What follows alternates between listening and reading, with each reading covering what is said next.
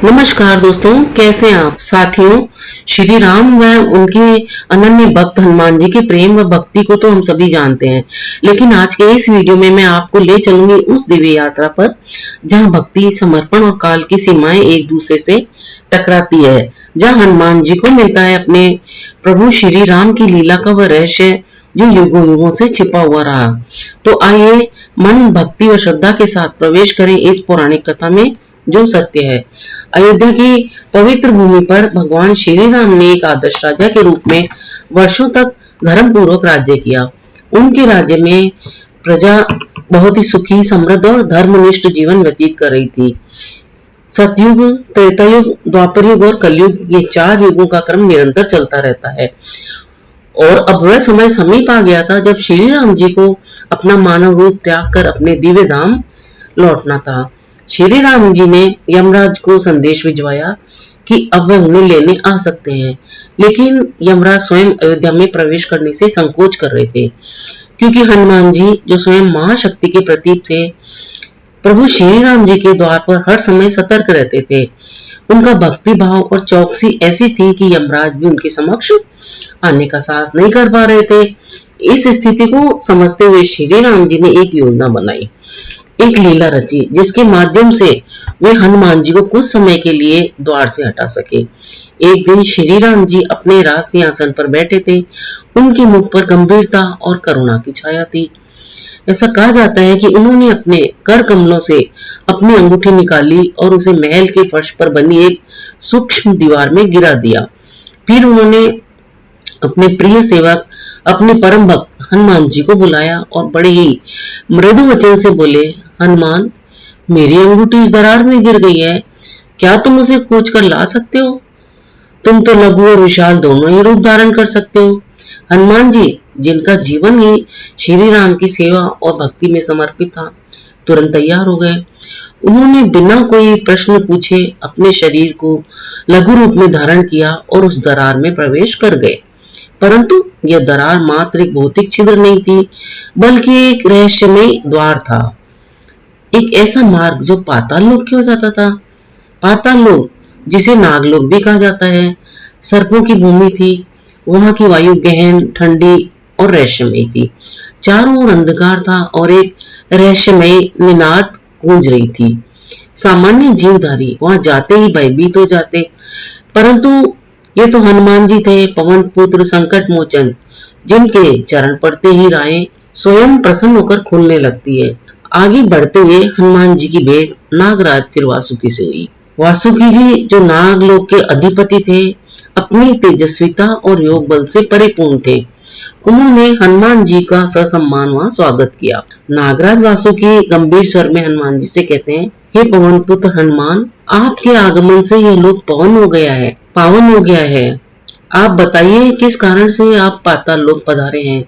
हनुमान जी भी तब बड़ी विस्मयता से और विनम्रता से बोले कि हे नागलोक के स्वामी, मेरे प्रभु श्री राम की अंगूठी आपके लोक में आ गिरी है, मैं उसे खोजने आया हूँ। वासुकी जी मंद मंद मुस्कुराए और हनुमान जी को एक विशाल गुफा की ओर ले गए। वह स्थान अत्यंत दिव्य था, जहाँ अद्भुत प्रकाश था। वहाँ एक पर्वताकार ढेर लगा था। वह ढेर अंगूठियों का था और हर एक अंगूठी पर श्री राम अंकित नाम था।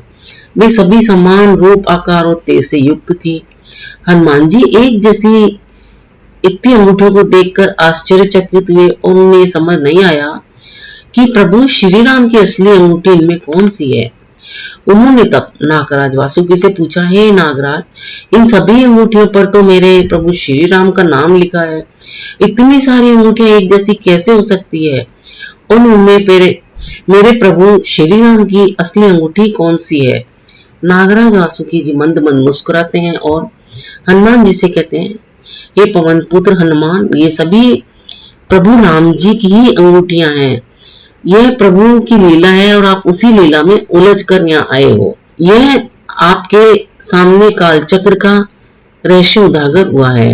हनुमान, यह अंगूठियां काल चक्र का प्रतीक है। हर कल्प में 4 युग होते हैं। प्रत्येक त्रेता युग में श्री राम अवतरित होते हैं और प्रत्येक अवतार में उनकी अंगूठी इसी प्रकार पाताल लोक में आती है। इस बार आप उसे हर बार आप इसे खोजने आते हैं। ये चक्र अनवरत चलता रहता है। यह जो आप देख रहे हैं वह किसी एक समय का परिणाम नहीं है, यह सृष्टि की अनंतता और नियति की महिमा का परिणाम है। हनुमान जी स्तब्ध थे, उनकी आंखों में विस्मय का भाव था, पर अब उनमें एक नवीन समझ की चमक थी। उन्होंने नागराज वासी को प्रणाम किया और वापसी का मार्ग पूछा।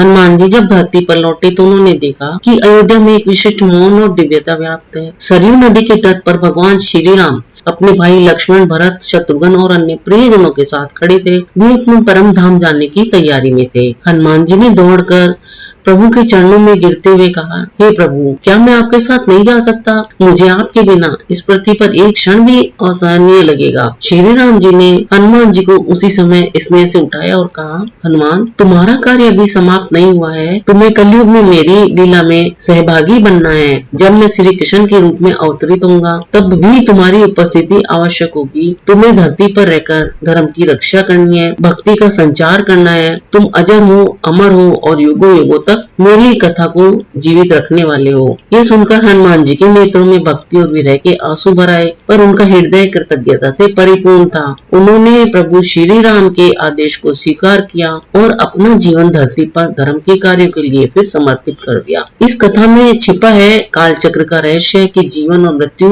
एक सतत यात्रा है। यह केवल अंत नहीं है, एक जीवन का आरंभ का द्वार है। हनुमान जी की यात्रा हमें सिखाती है कि सच्चा भक्त वही होता है जो केवल सेवा में ही नहीं बल्कि समझ में भी परिपक्व हो। बहुत से धार्मिक कथाओं में इसका वर्णन किया गया है। यह हमें न केवल भक्ति की पराकाष्ठा का अनुभव कराती है कथा, बल्कि ब्रह्मांड के उस गूढ़ रहस्य से भी साक्षात्कार कराती है जिसे समझ पाना हर किसी के लिए संभव नहीं है। हनुमान जी केवल शक्ति के प्रतीक नहीं है, वे काल से परे ज्ञान और भक्ति के मार्गदर्शक भी हैं। वे हमें ये सिखाते हैं कि प्रभु की सेवा केवल क्रिया से नहीं बल्कि विवेक, श्रद्धा और आत्मसमर्पण से की जाती है। तो भगवान हनुमान जी की जो ये विशेष कथा है वो आपको कैसी लगी? अगर आपको अच्छी लगी हो तो मेरे इस वीडियो को लाइक, शेयर और सब्सक्राइब करना ना भूलें। अपना कीमती समय देकर वीडियो देखने के लिए आपको बहुत बहुत धन्यवाद।